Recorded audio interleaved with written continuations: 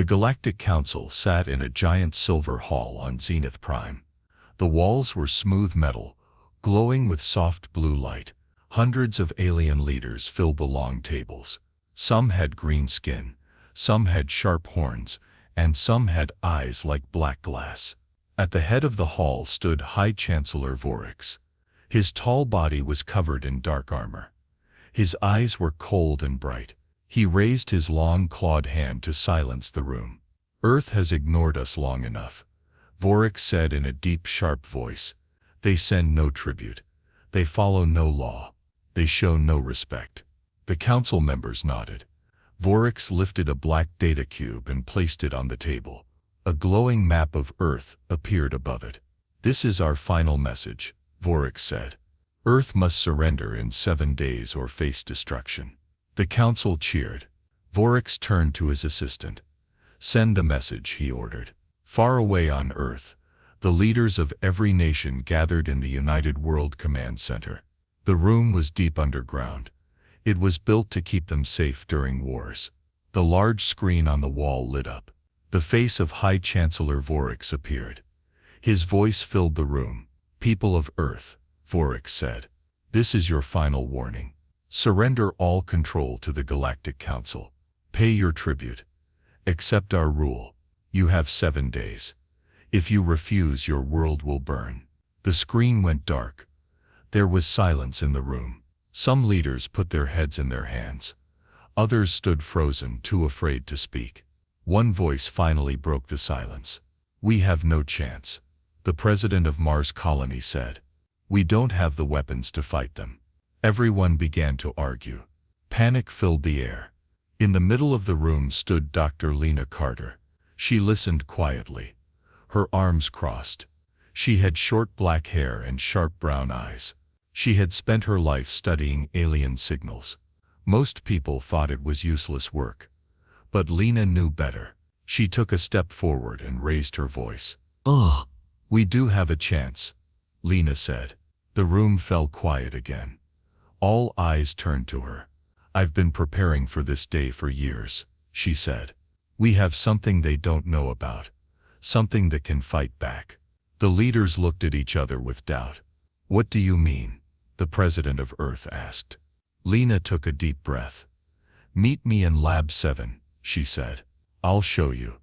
Without waiting for an answer, Lena turned and walked out of the room. Her heart was beating fast, but her face stayed calm. It was time to reveal Earth's secret. Dr. Lena Carter walked quickly through the underground halls of the command center. The air smelled like metal and dust. Lights flickered on the walls as she passed. She could hear the footsteps of the world leaders following behind her. They reached a large silver door, marked Lab 7. 2 guards stood in front of it. Lena nodded to them. The guards stepped aside. Lena pressed her hand on a scanner. The door slid open with a soft hiss. Inside, the lab was filled with machines.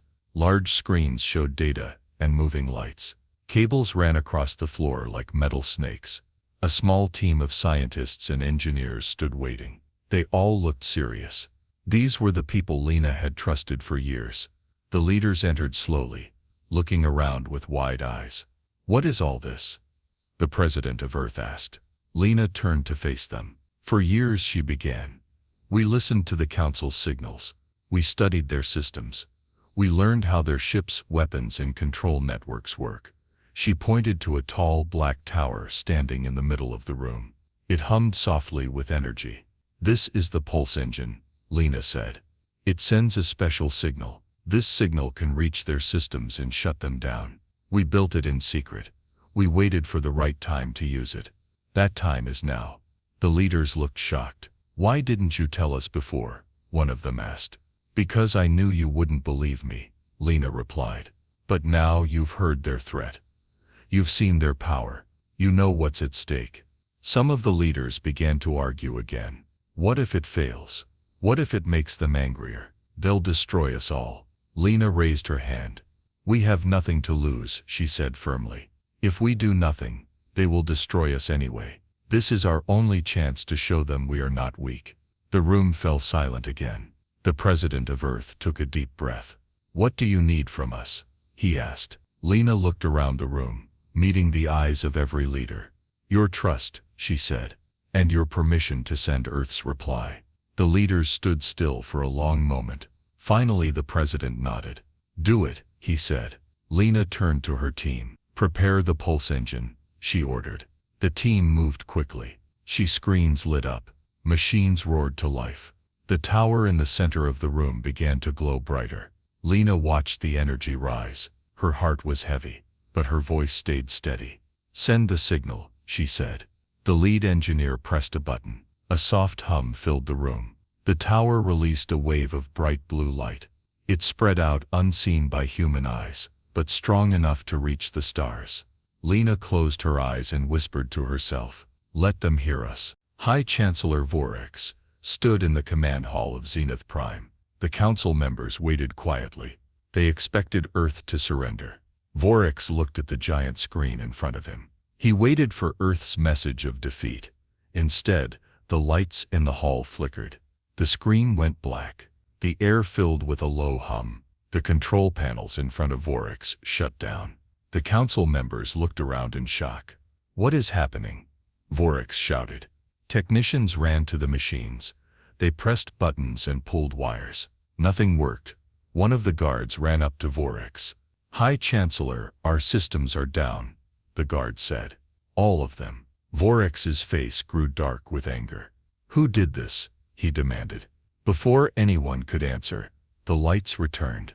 The screen lit up again, but this time, it showed something none of them expected.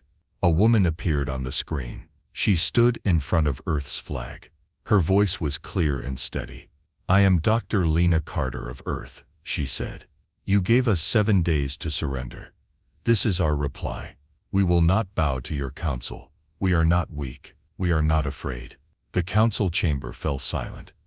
No one dared to speak. Lena's image disappeared. The screen went black again. Vorex clenched his fists. His claws scraped the table. His voice turned sharp and cold. "Prepare the fleet," he ordered. "Earth has declared war."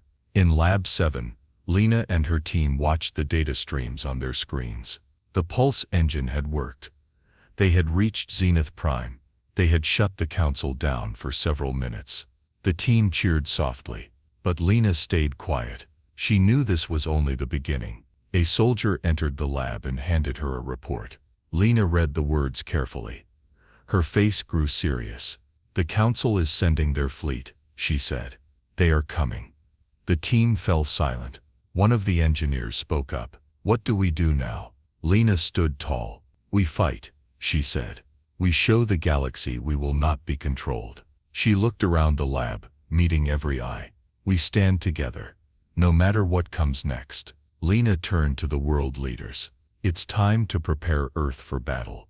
The sky above Earth was calm, but underground, everyone was moving fast. Dr. Lena Carter stood in the Global Defense Room. Large screens showed space above the planet. Tiny dots moved toward Earth. It was the Council's fleet. The enemy ships were fast. They would reach Earth in 3 days. Lena turned to the world leaders. "We have 3 days to prepare," she said. "We use our towers to protect the planet. We spread the signal across every defense system." The president of Earth nodded. "Do what you must," he said. Lena and her team spread out. They traveled to every major city. They showed engineers how to connect the pulse engine to satellites and defense towers. Every day, more people joined the work. They carried cables, checked systems, and tested signals. Lena worked day and night. She slept in short breaks on cold floors. But she didn't stop. On the second day, Lena stood on a small stage in front of a camera. The whole world was watching. She took a deep breath and began to speak. "People of Earth," she said, "you have heard the Council's threat, but you must hear this too. We are not alone in this fight. We have found a way to defend ourselves. We have the power to stand as equals." Her voice was calm and clear. "I ask you all to stand with us, not in fear, but in strength. Let the galaxy see we are not a weak planet. Let them see we fight for freedom." She ended the message and sent it out to the stars. Far across the galaxy, Many worlds heard her words. On the planet Kezor, a small group of leaders watched the message. One leader spoke quietly. Earth is not like we thought. On another world, Xena Prime, a traitor whispered, if Earth wins, maybe we can rise too. In the global defense room, Lena read the incoming messages. We are with you. One message said, stand strong, Earth. Another read. Most of the messages came in secret. No planet dared to speak too loudly. They still feared the Council. Lena knew this was only the beginning, but hope had started to grow. On the night before the fleet arrived, Lena stood outside. She looked up at the stars. The sky was full of tiny lights. Somewhere out there, Vorax was coming. Lena closed her eyes. Let's finish this, she whispered. The sky above Earth turned dark. The stars seemed to disappear. One by one, the Council's warships came into view. Huge black ships, shaped like sharp knives, floated above the planet.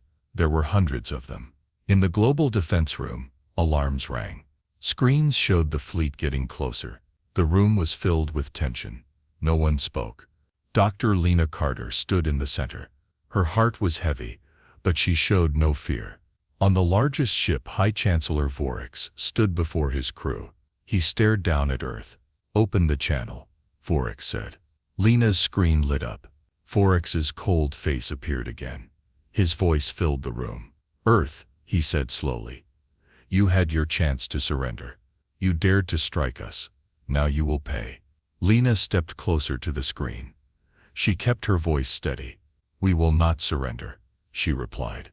We will never bow to you. Vorax's face darkened. Very well, he said.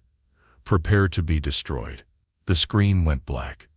The Council's fleet moved into attack position. Lena turned to her team. Activate the defense towers, she ordered. Get the pulse engine ready.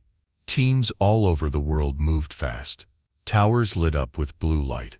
Satellites locked onto the enemy ships. Lena's engineer spoke in her ear. All systems ready. Lena walked to the front of the room. She pressed the button to open Earth's global channel. Every human on the planet could hear her. This is it, she said. Stand strong. Stand together. The whole galaxy is watching. She closed the channel and took one last breath. Hold fire, she said. Wait for my command. Vorax raised his hand high. His fleet locked weapons on Earth. Energy built up in their cannons. In the defense room, Lena watched the countdown on the screen. The first attack was only seconds away. She lifted her hand. Get ready. The Council's fleet charged their weapons. The sky glowed red. Lena stared at the screen, her finger over the control button. She waited until the last second. Then she gave the order. Now. Lena pressed the button with a firm hand. The pulse engine roared to life. Bright blue light shot up from Earth's defense towers. Satellites across the sky lit up, sending the same signal. The signal hit the Council's fleet like a wave. On Vorax's ship, alarms blared. The lights flickered. Control panels went dark. Weapons powered down. What is this? Vorax shouted. Get the weapons back online. But nothing worked. The ships floated, helpless, like dead metal in space. In the global defense room, Lena watched the enemy ships freeze. Cheers broke out all around her. But Lena raised her hand to silence the room. This isn't over, she said. Open the broadcast. The technician nodded. The broadcast reached every planet in the galaxy. Lena stood tall and spoke clearly. This is Earth, she said. The Council's ships cannot fire. Their weapons are useless. We have broken their power.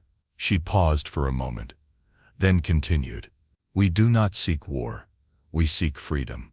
We ask all worlds to stand with us, not as servants, but as equals. Together we are stronger. Across the galaxy, planets heard Lena's message. On Kezor, leaders stood and cheered. On Xena Prime, traders spread the news. One by one, ships across different worlds sent messages back to Earth. We stand with you. You are not alone. Together we rise. On Vorax's ship, his face twisted with anger. He slammed his fist on the dead control panel. He knew the truth now. The Council had lost control. Vorax gave a final order to his fleet. Pull back. The great ships slowly turned and disappeared into the darkness of space. Earth had won. In the defense room, the cheers grew louder. People hugged each other. Some cried with joy. Lena stood in the middle of it all. She felt the weight of what had just happened. Earth was safe, but she knew this was only the beginning of something bigger. The galaxy had changed, and Earth had found its place. The Council fleet was gone. The sky above Earth was clear again. Lena stood on the rooftop of the United World Command Center. She looked out over the city. Lights were shining in every building. People filled the streets below, cheering and waving flags. For the first time in history, Earth had stood against the galaxy's greatest power, and Earth had won. Inside the command center, world leaders gathered around Lena. The president of Earth walked up to her with a smile.